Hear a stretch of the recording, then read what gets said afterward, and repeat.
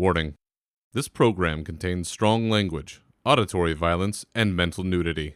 It is intended only for mature audiences. Listener discretion is advised.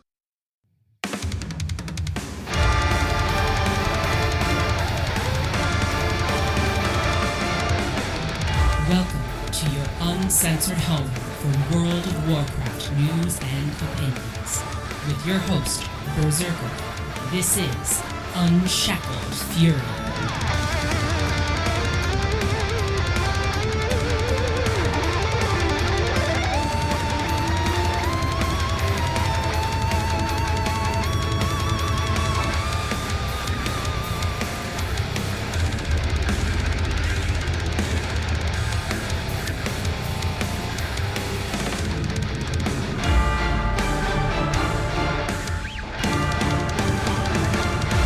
Judgment has come, the end is here, and it's no April Fools, the leaks are real.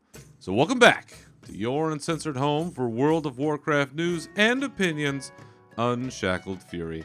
I'm your host, Berzerker. This is episode 106, and on today's show, we're discussing the last chapters in the Zereth Mortis campaign, the entirety of the new Sylvanas novel, and as the announcement nears, it appears that one leak about the future of World of Warcraft appears to be true. But first, April Fools, everybody. Come on now. Come on now. You didn't really think I was giving up on you and staying in a Hawaiian paradise? No, I would never do that. There's too much good stuff going on. We're just getting fired up around here, but yes, if you listen to the last thing that you can download for this show, that was just an April Fool's, everybody. And I'm glad I got a couple folks. It's always nice to know that there's at least one or two people not paying attention to the date on the calendar. And yeah, I know sometimes it's hacky and people are like, God, why do you do that? Because it's funny and it makes me laugh, and that's really the answer. So if you listen to the show, you should know by now. I haven't done it every year, or when Nav was here, we didn't do it every year, but we did do April Fool's stuff typically around April 1st. So if you see something come out of this channel on April 1st of just about any year, just be advised. Be advised.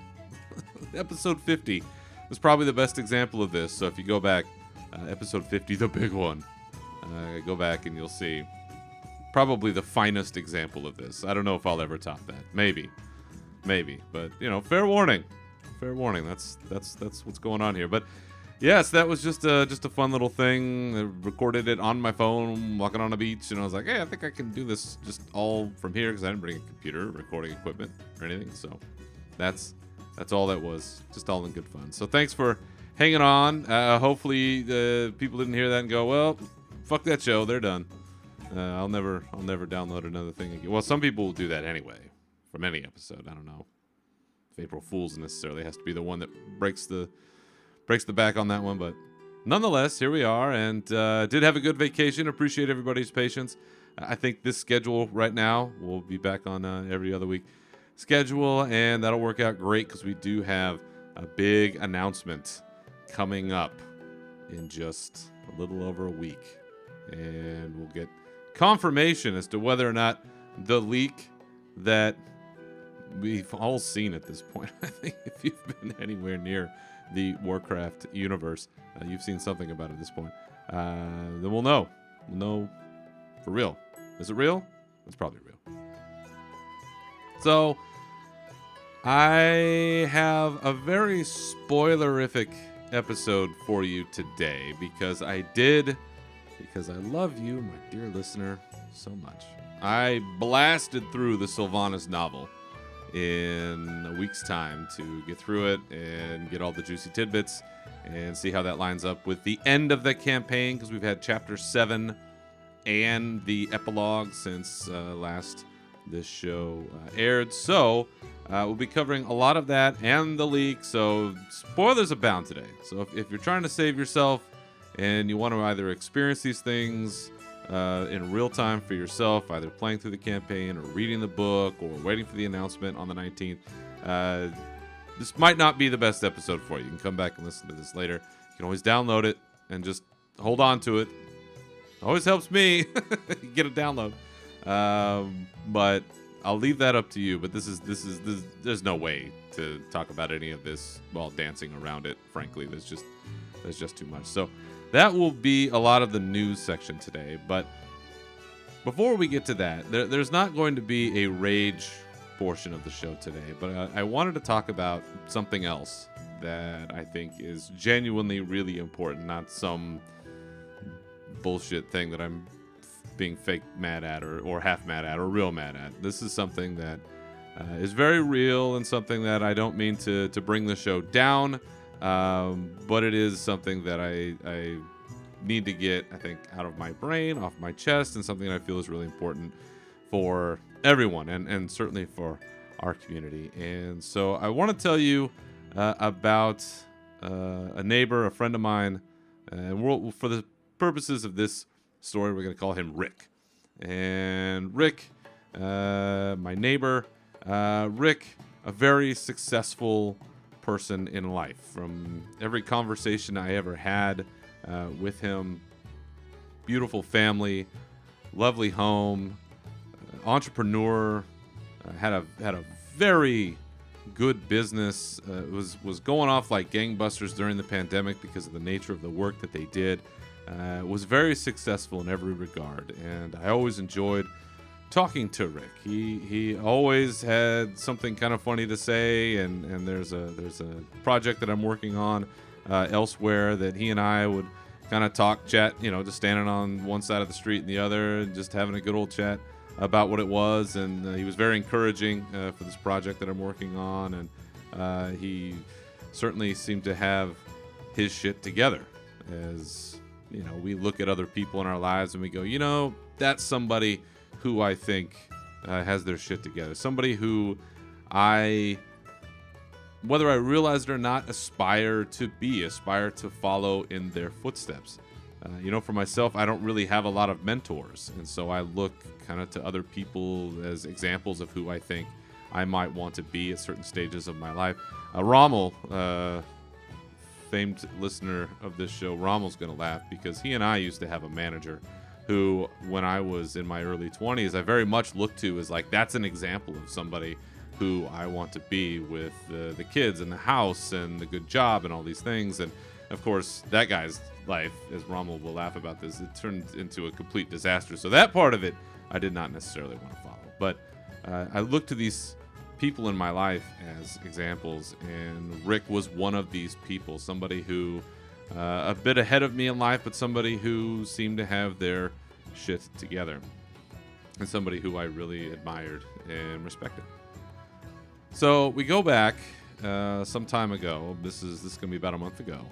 I was taking my son to school, and for whatever reason, something occurred to me, because we have like a lot of modern suburban homes. We have security system and cameras on our house, and I thought, for some reason, I felt like I needed to take a look at my security feed to see if I had any videos from the night before. And I don't typically do this. I typically don't check the night before to see if there's something crazy going on. And sure enough, I pull up the video feed and clips that were captured overnight, and I see that early in the morning that there were ambulances, fire trucks, police cars. The whole street was filled up with emergency personnel. Mind you, I didn't hear a thing. I slept right through all this. My wife slept through all this. My son slept through all this. We had no idea what was going on. Nobody else seemed to either. It was pretty quiet for the most part. And I was very confused as to what I was seeing, because when I was out there not too long after, there was no sign of anything. So I looked at that and I showed it to my wife. I said, wow, this is wild. Like, what's going on here? And I know that, at least in where I live, you can look at local police calls to see a record of calls and what had happened. And sure enough, there was a call on our street, and somebody had reported a death. And the way that it was reported, I thought, I think it's this one house, maybe down the street a little bit. I thought it wasn't this elderly couple that lived down there. I thought, well, maybe that's what it was, because I couldn't see anything directly in front of my house, or, it seemed like everybody was kind of going past. I couldn't quite tell. And my wife read the call herself, and she said, I don't think that that's them. I think that might be our neighbor across the street. And I said, no way, that can't be them. That can't be them, because then the person that could be talked about here is Rick. I said, there's no way. It can't possibly be. A couple days go by. We don't see Rick. We don't really see his family. We start to get worried, obviously. And after a couple of days, we get confirmation. Sure enough, in the middle of the night, at some point, Rick had passed. And I couldn't believe it then. And I still have a hard time believing it now. But we got confirmation. My wife reached out to his now widow, and she confirmed, that he was gone, and we offered our support in any way, like any good neighbor would, I think. And a lot of us other neighbors have gotten together to figure out how we can help if need be, and it's been fairly hands off at this point because we want to give people room to grieve. So all of that happened before I went on vacation, and I just couldn't believe, oh my gosh, I can't believe this guy's gone. Like, what happened to him? It seemed like he was a fit dude. Like, he was older than me, but I mean, the guy could run circles around me, and that's not saying much about my terrible shape that I'm in, but it was a fit dude. And so it was, you're thinking, is this a heart attack? Is this a brain aneurysm? Is this, what is this? While I'm on vacation, Rick's obituary was finally posted. And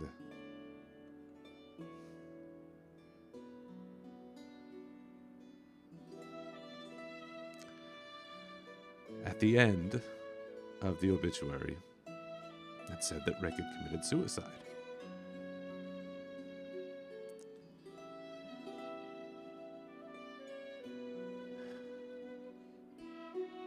And now, like then, I just can't believe it. This was someone who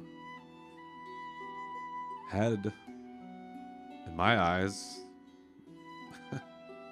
everything the world could be. A good family, good job, nice place. Had his shit together. But as is so often in this life, you find out that you really don't know what's going on in other people's lives. And in this case, we certainly didn't. And as somebody myself who has struggled with those thoughts, and I've talked about this before on this show, where almost 10 years ago now, I was involved in a pretty gnarly auto accident. I have permanent spinal damage because of it, and there was a point in time at which I was having all kinds of physical and mental challenges where I got to a point where I thought that maybe it was time to check out myself. And I was fortunate enough to have family and therapy and resources to help me get through it. And I'm sorry that my friend, my neighbor, never got that help. Because I can't help but think about all now that will be missed, all now that has been taken away. And so, here on this show, with whatever reach I have, I want to say to whoever might be listening that may need to hear it, there's always a way out that is healthy and keeps you alive and keeps you going and keeps you fighting for that next day And it's not so much about doing it for other people. It's about doing it for yourself. It's about keeping one foot going and then another and then another. And as hard as that is, you can't always do it alone. And so there is a National Suicide Prevention Lifeline that is a wonderful resource. And if you ever need it, the number for that organization is 800-273-8255. If you ever find yourself in a place where you feel like you can't get out, that you have no help, you have no resources, you have no way but one, call this number. Reach out. Because I promise you, there's always another day. I miss my friend, I miss my neighbor, I miss the chats that we'll have. And I know that his family's experiencing far worse than I. It's just a guy across the street. But if I can in any way use this tragedy to help somebody else, then I feel, as I've talked about on this show before, it's my duty to use this platform to try to effectuate any kind of change that I can. So for any and all of you who've been out there and have faced that struggle and have looked at that final destination as the only one, please. National Suicide Prevention Lifeline, 800-273-8255. Give them a call, give it a chance, and see if you can find another way out. So, I appreciate everybody listening to that. I know that's a bit heavy to come back to, but I feel it's really important. So, now, let's get on with some of the brighter things on today's episode, starting with Chapter 7, Starting Over. How does the Zereth Mortis campaign end? Let's go.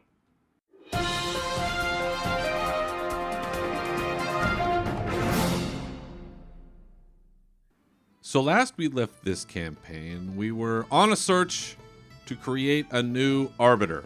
So as we'd found out, the jailer / Zoval, he had been the arbiter at one point, had been stripped of his duties, had domination magic imposed upon him, was thrown down into the maw, and so we need a new arbiter. The one that they had created was knocked out, and then Zoval took that arbiter's power to get his power back, and that's how he ended up in Zereth Mortis and all that jazz. So we need to find a new arbiter. We need to create one. And so through our adventures in Zereth Mortis, we had partnered with the Enlightened. We had found this empty vessel that we fought and got to in this vault, and now we're on that next step. So as it turns out, we have this vessel. We got to put something in it. So what are we going to do? Well, we need to go to the Crypt of the Eternal. It's another one of these awesomely named places that sounds like, ooh, there's big shit going on here. We have to go down to this Crypt of the Eternal and get a soul. There's just souls waiting around to be used. So get that soul and then fuse these two. This soul, this empty vessel, put them together. Bang! We got a new arbiter. Things are getting back into place. But, of course, listen, this is Warcraft. You can't just stroll right in. Yeah, I need a soul. Yeah. Ask Johnny. We got some in the back. Let's get him out. No! We got to fight our way in. So, through the first series of activities, we're trying to get the Covenants. All the Covenants. We're all now working together. We're in Zereth Mortis. We're kicking ass, taking names, doing our thing. Let's get some help. All right, all Covenants. Boom. We're heading out. We got to clear the path. We got to get these Mossworn out of the way. So, we end up partnering with all of them, fighting alongside the Covenants, getting the Jailer's forces out of the way. We get to ride, which is always one of my favorite quests, is when we get to ride some big machine, some creation, some automaton, whatever, and just blast the shit out of everything around us. And this one's Kabato. We got to ride around on Kabato. I love Kabato. And we're just blowing shit up. We got big fists, we got spinning fists, we got healing fists, we got it all. A lot of fisting. It's powerful. That sounded a little wrong, but it got us where we needed to go. So we get into the crypt. We fight our way through. We get into the crypt. And we start to set up in there. We find a soul. We get to a little platform where these Atoma are helping to power this ritual. And as it starts to kick off, they're shooting beams into this vessel. The Dreadlords show up. Because there's always Dreadlords showing up. These Dreadlords invade this ritual. And what do? They insert the soul of Argus into the vessel. Remember Argus? We went to the planet Argus, and then we fought Argus in the Pantheon. Remember that? Remember we did that? Well, that's the soul of that dude. There he is, right there. And they put it inside the vessel, and then we have to fight it. So for any of us that have PTSD from the Argus fight, this isn't going to help because some of the abilities carried over, and you had to run out, and then you had to run back in. You had to smoke this guy, and as time went on, as the fight went on, you're taking things down, and you're being able to do more damage to Argus, and of course, you overcome it, right? It's not meant to be totally impossible. So we defeat this. They call it Echo of Argus. So the soul of Argus being put in this vessel, we defeat it. Hurrah! Except all the Atoma powering up this ritual are destroyed. We don't have the soul. It seems all is for naught. That the Dreadlords, maybe they didn't do what they wanted to do, but they still messed up our party pretty bad. But as I think a lot of people already knew, I did hint at this last time that I knew as well, because it was almost impossible to ignore with all of the data mining and the posting that goes on out there. Pelagos steps up, and Pelagos offers himself as a sacrifice for this vessel to say, well, you need a soul. There must have been a reason why I never ascended as a Kyrian. Right, so I'm offering myself up, knowing that who I am, the journey that I've been on, very well could be over. The only thing that we've seen of the Arbiter was just kind of this emotionless, faceless sort of thing. And so there's a risk that the personality that is Pelagos could be given up. So there's a great little cinematic, which I will say, the quality of these in-game model cinematics are continuing to, I say this every time, they just continue to get better and better. Just the quality of like the facial expressions and the animation,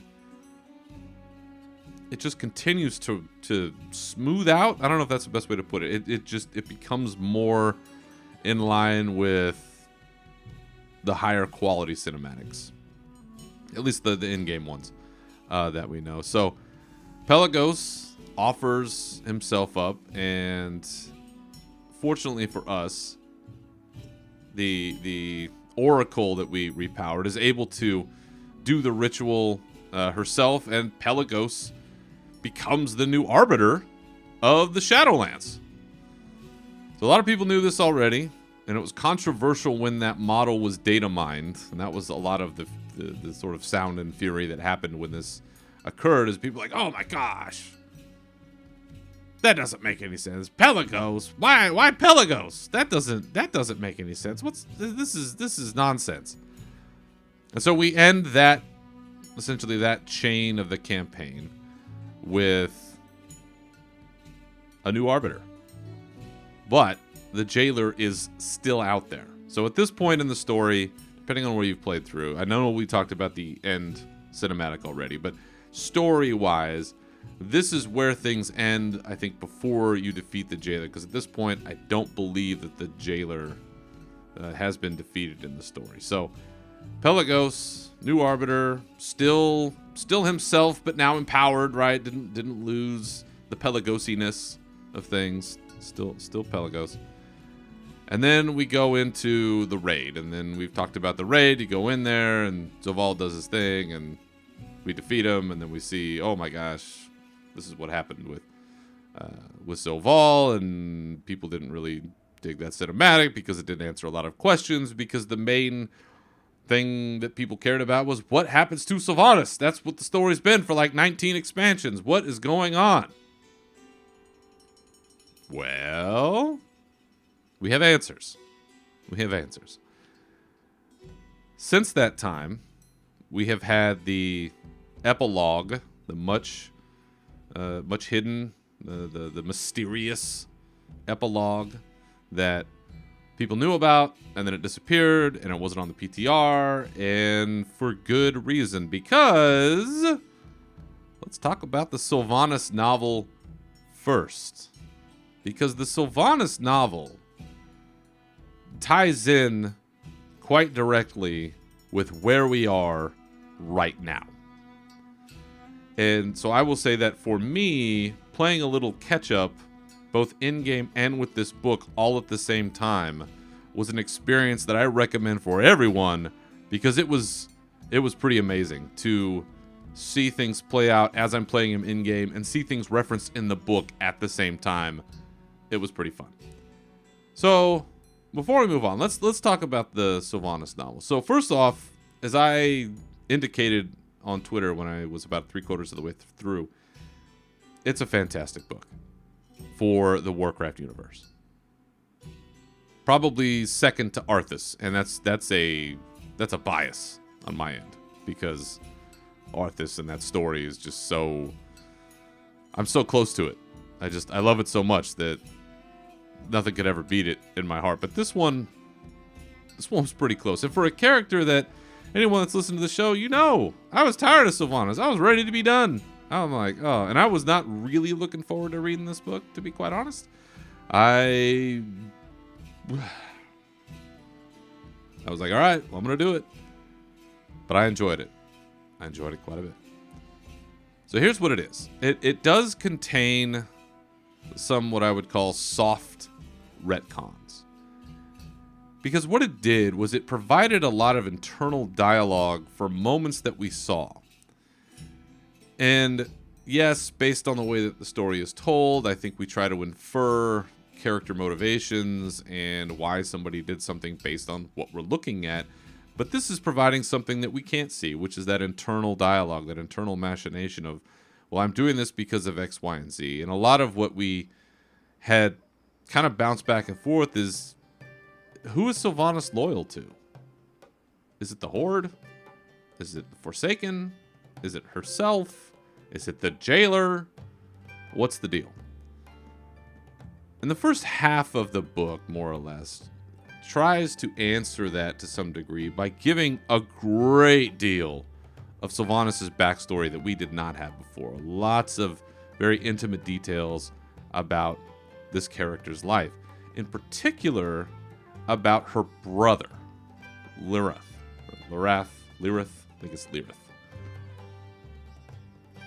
For as long as I've known about this game, the Windrunner sisters, we've always known about them.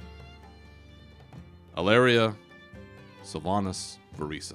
Right? Those are the three Windrunner sisters. They've been in and out of our game in various forms and fashions. You know, Turalian and Alaria, where are they? Right? Went off to fight the Burning Legion. Verisa, the wife of Ronan, who we saw. They've been around for quite a long time, but Lirath, this brother, there was a great deal more information given about this character, and specifically how important that character was to Sylvanas as time has gone on. And so it helps to sort of explain the emotional state of mind that Sylvanas was in at certain points in our story. Also in this book, it is told from Sylvanas' point of view, but it's also essentially taking place while Anduin is prisoner in the Maw. So if you remember the cinematics where she had him prisoner and she showed Kingsmorn to him and was saying, I'm trying to get you to understand why I've done what I've done. she is telling Anduin her life story. That's what this book is. It's her telling him everything that we, the reader, are reading. And so there's these little kind of interstitials, I think they call them interludes, where it jumps back to what is the current time of her talking to Anduin, saying, do you understand these things? Or him, I think, being our eye in these situations, because what Anduin says to Sylvanas repeatedly throughout the book is the same stuff that we have been saying. So he is a great reflection of us in real time in that story, saying, you're no better than Arthas. Look what you did. Look at Teldrassil. You did all of these things. There's no good explanation for this. You can't possibly see a way out. That, I think, was one of the greatest successes of this story, was they very directly addressed the things that we, the players, have been saying. The way that Anduin brings up some of the arguments that we in the community have made, I thought was phenomenal. The way that even when confronted finally with the jailer, Sylvanas thinks that the jailer's plan is ridiculous and kind of convoluted.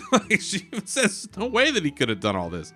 So I appreciate that Christy Golden, the rest of the writing team and the Warcraft folks, that they're aware that, yeah, this is what we've been saying. These are the concerns that we have. And this book really does take an honest effort at trying to address all of those concerns. And I'm not going to go through all of them here. But I appreciated the eye in which it was refreshing to see them embrace that. Because that's not something that always happens. Sometimes they just kind of brush past it. This book also serves kind of as the companion piece to the Arthas novel, because we spent a lot of time with Arthas there.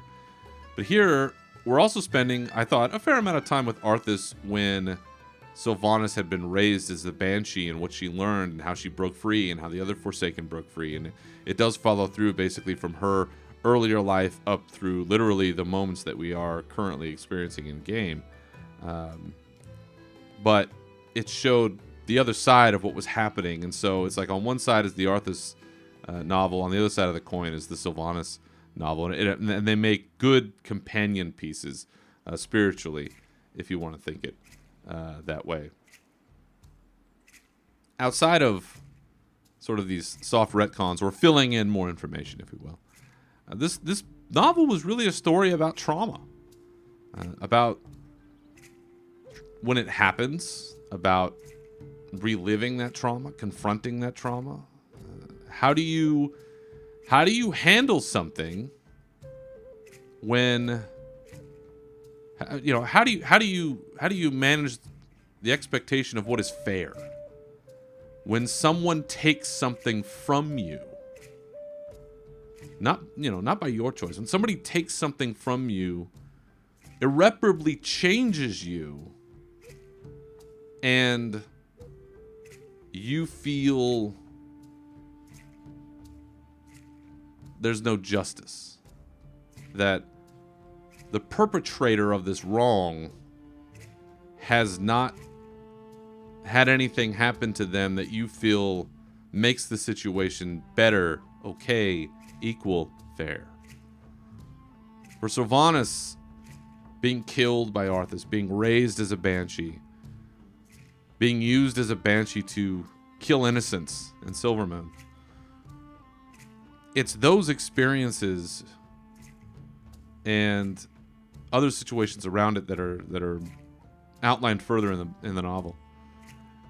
It's that which is just a big driver for Sylvanas through much of what she does, and it's gone back to and referenced numerous times. And for anyone that's been in a situation like that, where somebody has done something to you, has taken something from you, that has caused harm in some way, physical, psychological, that cannot be undone, and that person just walks freely or doesn't seem to have the weight of what happened on them the way that it happens on you, that is incredibly difficult. Incredibly difficult. Because trust me, There is hardly a day that goes by that I don't think about the reckless person who caused irreparable damage to me. The way that my life has changed on a day-to-day basis.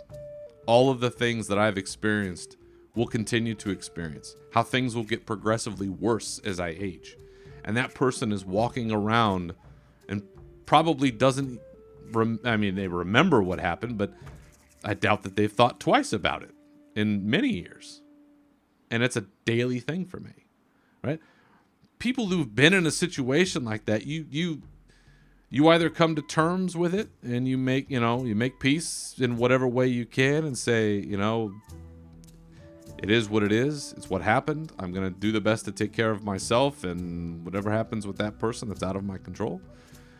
Or in Sylvanas' case, right, she's trying to chase down Arthas. That is a good chunk of what everything is. Everything is geared towards finding Arthas, eventually who becomes the Lich King, tracking him down and killing him, enacting her righteous judgment. One of the other things that we find out a lot about in this novel is her relationship with Nathanos and how deep that actually is.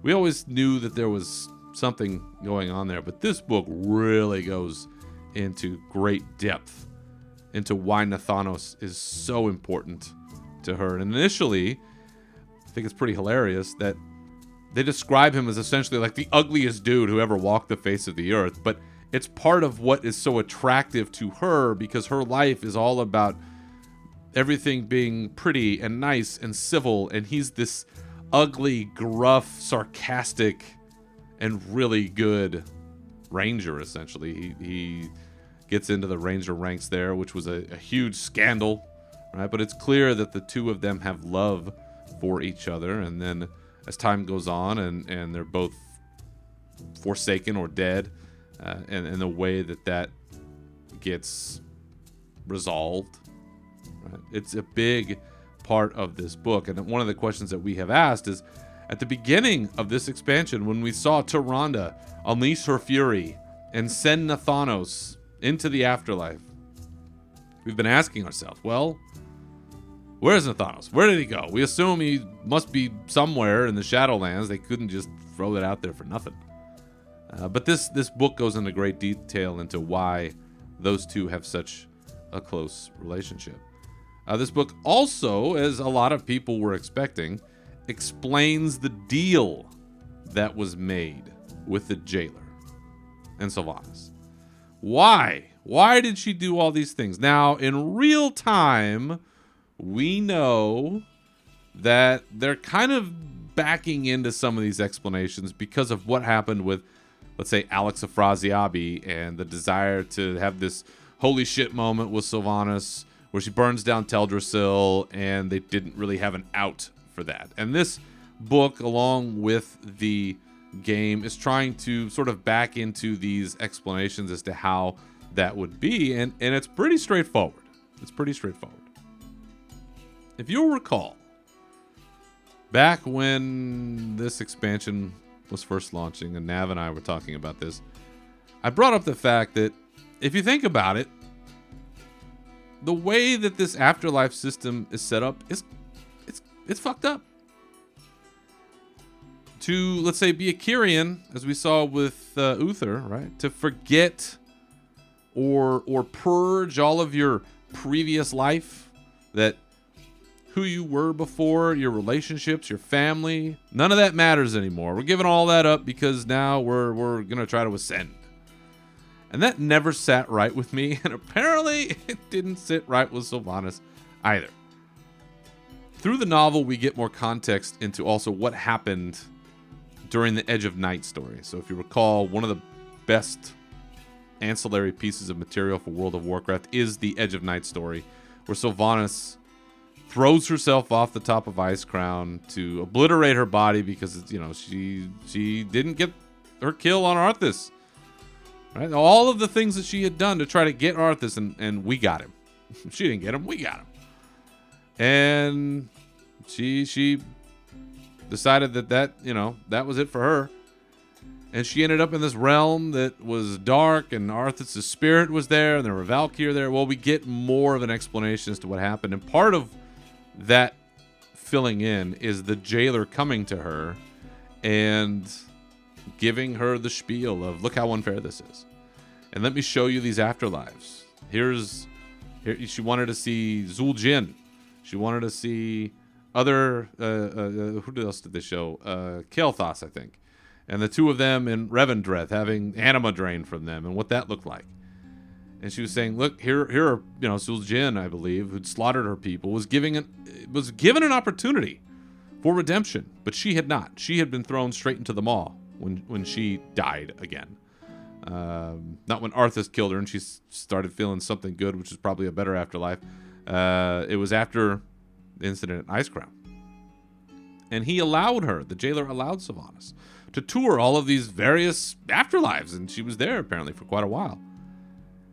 And she noticed, no families were together. People were individuals, and their souls were parted out to all the endless afterlife places. But her hope of being with her parents who'd been killed, being with her little brother who'd been killed, eventually having a family together again, which was part of her great lament, is that this beautiful family that she had was splintered.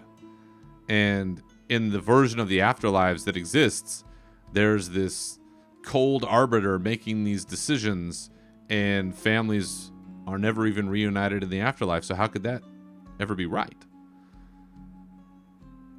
So that was really the emphasis for her actions. And the jailer convinced her that the more anima I have, the more powerful I will become. And the more powerful I become, the better chance I have of getting into the sepulcher. And in the sepulcher, I can remake everything. And this system of the afterlives, where you are not with your family, where your family's not with you, where your little brother, Lirith, who was the most dearest, precious thing to you of all, will finally be with you.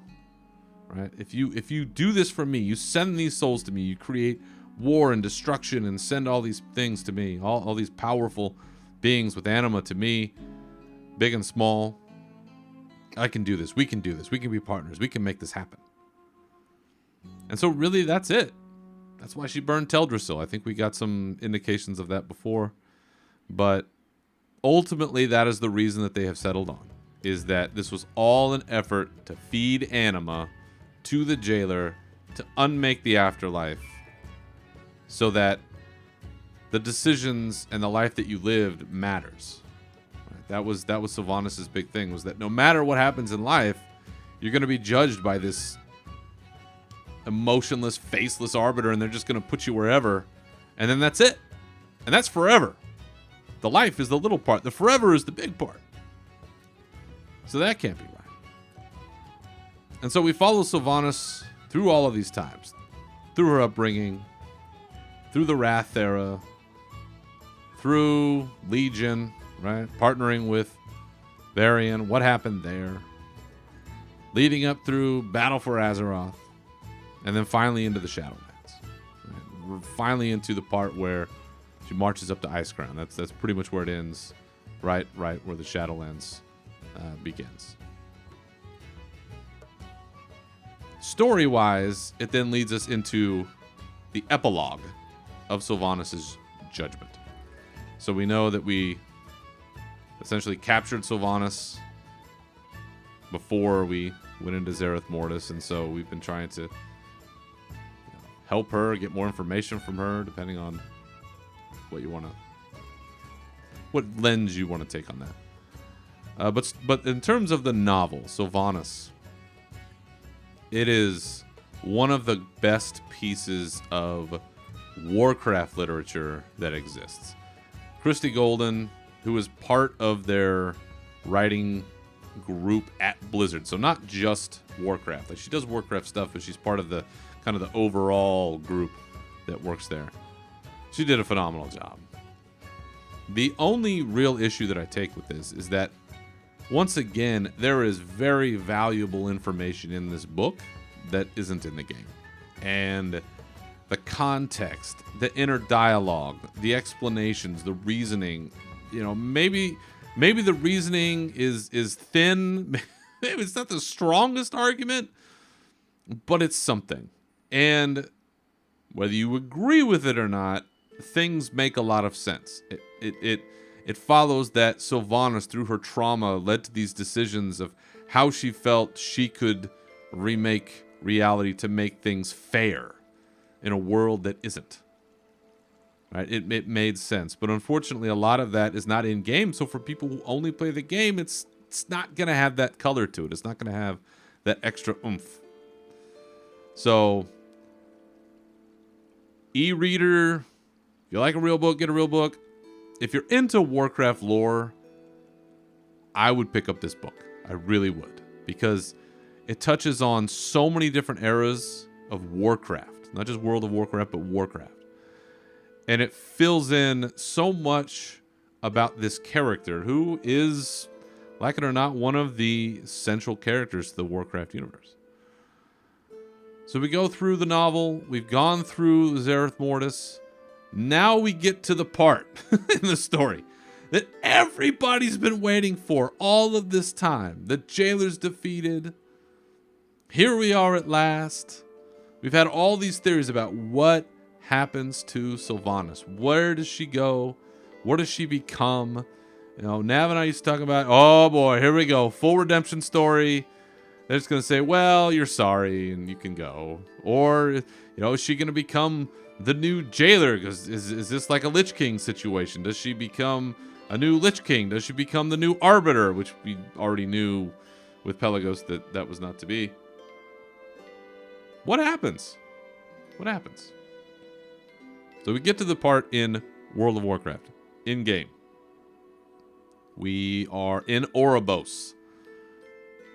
We're ready for judgment, leading Sylvanas with Uther through Oribos. And there's the spirits of people yelling things, and other people there, rightfully so, angry at Sylvanas, as we lead her up to the Arbiter's platform, up where Pelagos and pretty much all major current leadership players are, and they're all assembled. We have major alliance representatives, horde representatives. They're all there. We have even Maiev Shadowsong, we haven't seen in a long time. We have Alaria Windrunner. We have Verisa Windrunner. We have a whole contingent of some of the biggest, baddest names in Warcraft. And they're there to see what happens, just like us. What happens? Ultimately, through a couple of cinematics that we watch, Sylvanas accepts that she, as we come to find out in the book, there was no mind control going on. This wasn't like Anduin. There was no mind control at play here. She fully did everything that we saw her do. There was no trick. She accepted responsibility for her actions and that she was in control the entire time. And so Pelagos puts it to her and says, well then, if you accept your actions, then you know to whom you must answer. And sure enough, she puts her fate in the hands of Tyrande Whisperwind. Tyrande, who we had seen all of this time seeking her vengeance against somebody who had done her a great harm, who had not seen some sort of justice in her eyes. Tyrande, who looked like she had been doing some serious lifting over the last couple of years because she was buff as shit. Looked real good. That's what I'm saying. She's rocking it. She, I think, was surprised to see that Tyrande, or to see that Sylvanas was submitting to this judgment, because as she tells Sylvanas that she knows would never resign, essentially, would never give in, would never submit. So it's clear that something has changed. She got that part of her soul back that we saw from the jailer. As she gives herself to Tyrande for judgment, there's one shot, and I love it when they do this. There's one shot where it's kind of like the, speak now, forever hold your peace part in a wedding, where everyone assembled is given an opportunity to speak out. Like, is this not cool that we're gonna let Tyrande decide this. And you see Anduin for a split second. Where he looks like he's going to say something, but he doesn't. He just kind of looks around and then he goes, oh. And he kind of puts his head down a little bit. So Anduin looked like he was going to say something, but he didn't. Sylvanas doesn't expect mercy. Tyrande's rightfully pissed, and she says, all right, bring the prisoner with me. Let's go. And then we all head down to that next floor down in Oribos where we all jump into the mall. And Tyrande reminds Sylvanas and all of us how many are in the mall because of her actions, because of everything that Sylvanas has done. The war, Teldrassil, any and everything that happened in between. All of these souls, there's so many, countless souls that are down in the mall because of Sylvanas. And so here at last, we find out the fate of Sylvanas Windrunner. And it is, as charged by Tyrande, is that Sylvanas must find and return to the Arbiter every soul that she condemned to the maw, no matter where it may be hiding. That is her fate. Not redemption, not the jailer, not a new arbiter, not totally, left off into some other thing. No, she is essentially sentenced to what could be an eternity of finding lost souls and returning them to the Arbiter for judgment. And Dorither, Tyrande's little spirit owl, is going to be her guard. And so with that judgment issued, Sylvanas accepts that judgment. She takes a last look at her sisters, which, having just read the book and all the relationship between those three, it was a very impactful moment. Ilaria was very angry. Varisa just kind of standing there. And turns around, takes a dive, down into the mall. Goes Sylvanas. And the owl, Dorither. And that's it. As far as the story of Sylvanas in game goes, that is where we are left. Is that she has now been sort of like how Illidan is out there fighting Sargeras in some UFC battle out in space for eternity. Sylvanas will be down in the maw, essentially, not for eternity, but for probably a very long time. She'll be down in the maw, looking for all of the souls that need to be essentially saved. And I have to say, I think that was a pretty good decision. For all of the things that we thought could have happened, for all of the fears I know that I and others had that there was just going to be some total brush off, redemption arc, whatever. There was understanding, certainly, of the motivations.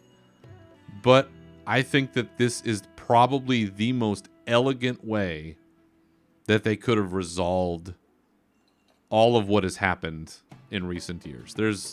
Nothing's going to be perfect when you're having to tell kind of a multimedia story over different mediums, books, comics, the in-game stuff, the changes that happen, at Blizzard, all the wild stuff that's happened recently, major personnel that have come and gone who've decided on the story.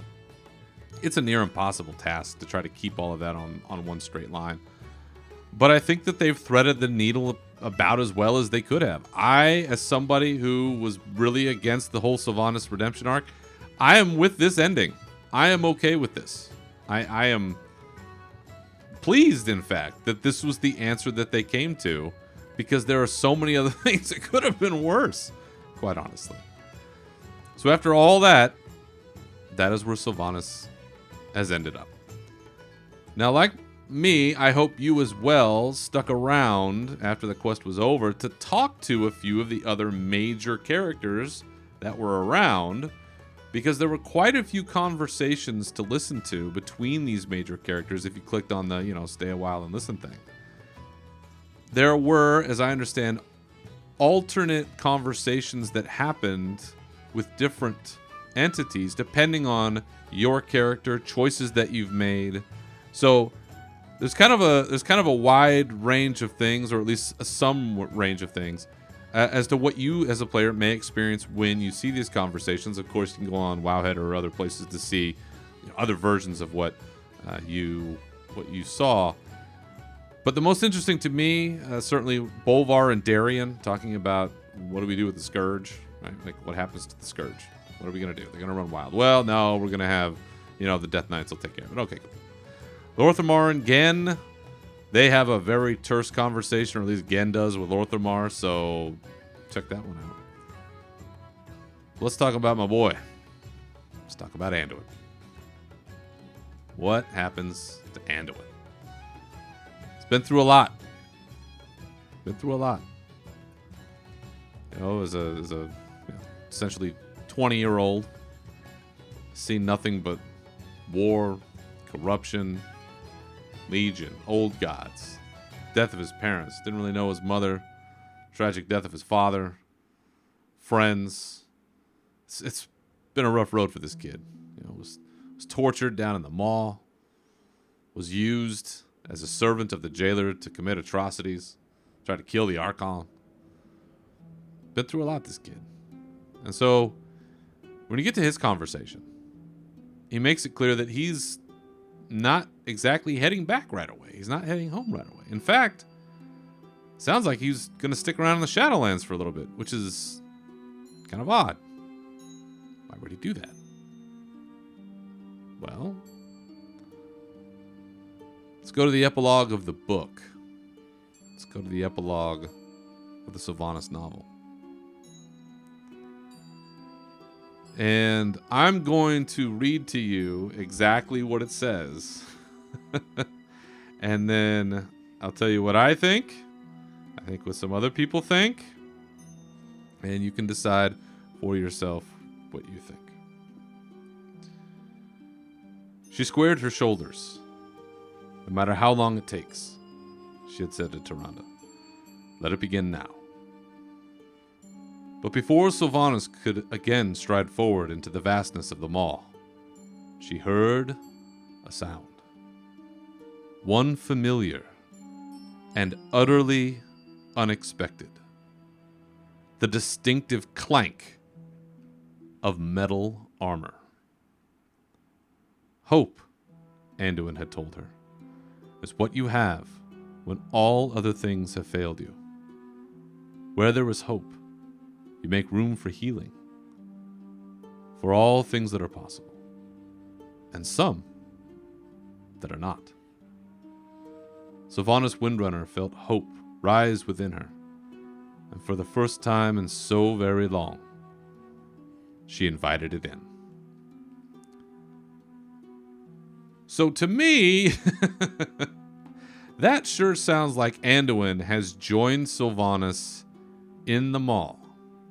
So where we are, as I sit recording this, it appears that Anduin will be sticking around at least for a little while to either talk to Sylvanas, help Sylvanas. Maybe he needs hope. Maybe he needs to see that she can be redeemed, that she can do the things that she's been charged to do, because for all that he has tried to do, for all he has been through, maybe he needs his hope restored. He needs to see his faith restored, his faith rewarded maybe. So that was a big surprise at the end of the book. Having played through the storyline, having seen the epilogue quest, now having seen the epilogue of the book, that's where it appears after everything, is that we have a new arbiter in Pelagos who is, to kind of circle back to some of what we've talked about already, the reason why Pelagos makes such a compelling choice as an arbiter is because Pelagos has experience with life. And that is the one thing that is touched on a number of times throughout all of this story is that the emotionless nature of the Arbiter, this dispassionate being, maybe isn't as good as you think it is, because there's no accounting for love, family, friendship, other deeds. But now with Pelagos, there's an emotional touch to it that didn't exist before and could potentially make for a better system where the afterlife is not so segregated as it has been. So Pelagos being the new Arbiter, it feels good, I think, on a few levels. And then Sylvanas being essentially condemned to the Maw to find the lost souls. And Anduin, sounds like, is down there now, at least for some period of time, to do something. We don't know. Not confirmed, but that sure is what it sounds like. So where do we go next? Where do we go now? We've been through all of the story. It seems like things have kind of wrapped up to a degree. Well, we know we have 9.2.5 coming up. And I think have had some data mining and some characters have been mentioned. And I'm not going to say anything here, but the story will continue. We will get on to the next great chapter of our beloved game. And moving on to that, it appears that a leak is true. And this has been everywhere. If you've avoided this so far, congratulations. I couldn't. When you put the titles of things in posts, it's impossible to ignore, and I really wish people would stop doing that. But again, if you've listened this far but you don't want to hear about the next expansion, then thanks for listening. See you next time. It turns out somebody on the web team screwed up, and somebody may have put in an update that mentions the expansion title, Dragonflight. And we've also seen some leaked art. So we may have seen some sort of key art or conceptual art showing Alexstrasza in a more armored form than we've seen her in the past. Kind of like what they did with Sylvanas, where they filled in all the non-bikini parts. It looks like they might have done the same with Alexstrasza. And it looks like World of Warcraft Dragonflight might be the next expansion. That seems to be the direction everyone's going, based on the information in the website that was briefly up. And this was not like a page where you could see, oh, Dragonflight. And I don't understand code. I don't understand web stuff. So you other nerds out there that do, congratulations. But there were mentions in this text that you could find that there was the Dragonflight base, deluxe, special edition, whatever. So it clearly was pointing to whatever the next expansion was. Now, do we know 100% for a fact that that's what it is? No, not for 100% fact, but it's sure looking that way. And I weep for the poor web folks who put that out and got caught. Because I think they did it like on a Saturday. They were probably trying to test something. But the Warcraft community 24/7, 365, we're going to find stuff. We're going to find it. You put it up for 2 seconds. Somebody data mined it. Wowhead was on it. The Gothic Sprite over there. She got it. She's going to put it up. So that looks like that might be true. And if you go out on the forums, there was a World of Warcraft Dragonflight leak post some time ago that was up on MMO Champion. I don't know how much of that might have translated, because some of that sounded not so great. It's like logging profession or something. I don't know about that. But if you want to go out, those posts are out there, and you can take a look. And I know I read quite a few here some time back about which ones I thought were more likely. I was kind of hoping for Light and Void. That may be the next one that may be coming, further down the path, because I think that is also a very compelling story to tell.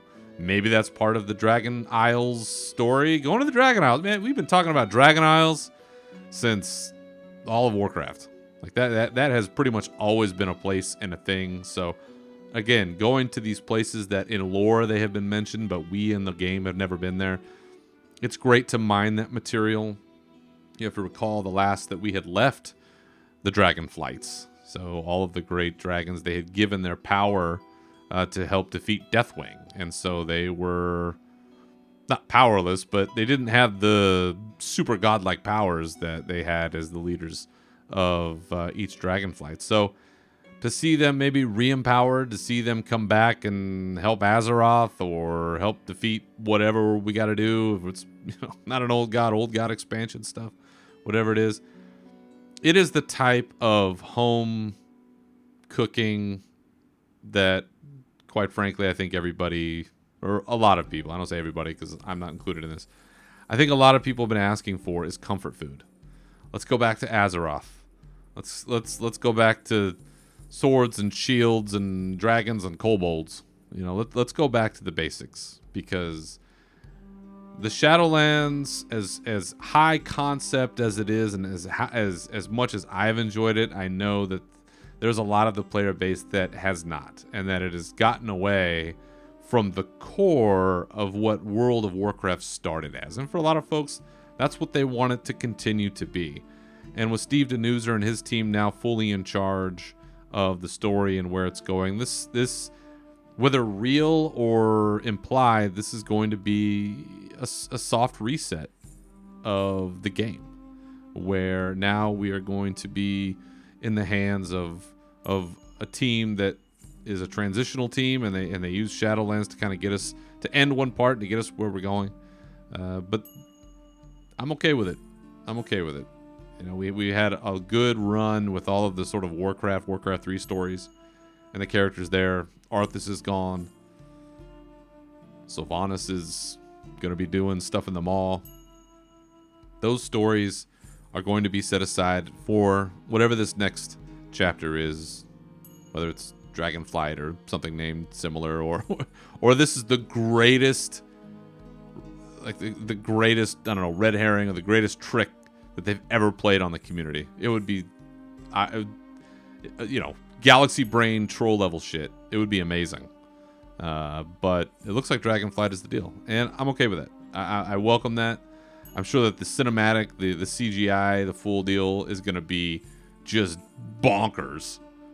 With everything that they've done, and as much as I'd hoped we'd seen more of that in Shadowlands, if they're putting that towards the Dragonflight stuff, that's fine with me, because let's be honest, the Cataclysm cinematic, for whatever Cataclysm was worth, that cinematic of Deathwing rolling around was just god level stuff. It was amazing to watch him just going around and just wrecking house.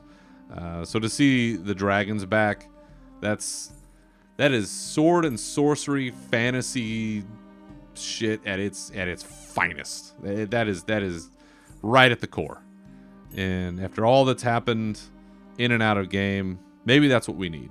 And maybe that gets us to the next step where people are coming back, and we've got a change at Blizzard, and things start to head in the right direction, both in and out of game. And I, for one, would really welcome that, and I can't wait to see what's next.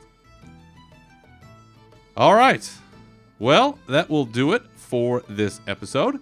My thanks to all of you for listening to this episode. And remember, you can always follow me and this show on Twitter at Berzerker Rage and Unshackled_Fury. You can also join our Discord, links for which are in the profile of the show on Twitter, and our Warcraft radio page. Feel free to contact the show with your questions, comments, or otherwise through any of those resources or on unshackledfury.com. And you can find this show wherever you get your podcasts. So once again, thanks for listening. Remember to keep your swords wet and your banners high. And we'll see you next time. Farewell.